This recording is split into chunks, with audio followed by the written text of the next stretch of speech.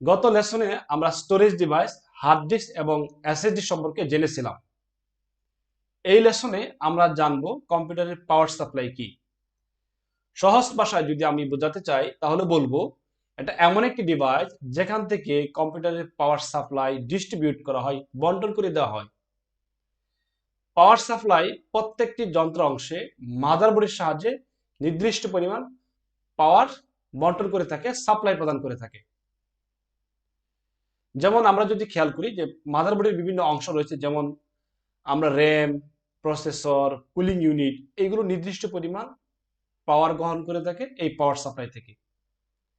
আমরা স্ক্রিনে অলরেডি একটি পাওয়ার সাপ্লাই দেখতে পাচ্ছি। এই পাওয়ার সাপ্লাইয়ের পিছনে যে অবস্থান আছে সেটা এইরকম। এখানে আমরা মূলত বৈদ্যুতিক সংযোগ স্থাপন করি, আর এখানে অনেকগুলো আমরা একই সাথে তার দেখতে পাচ্ছি। এই তারগুলো মাদারবোর্ডের সাথে এবং বিভিন্ন ডিভাইসের সাথে আমরা কানেকশন করে দিই।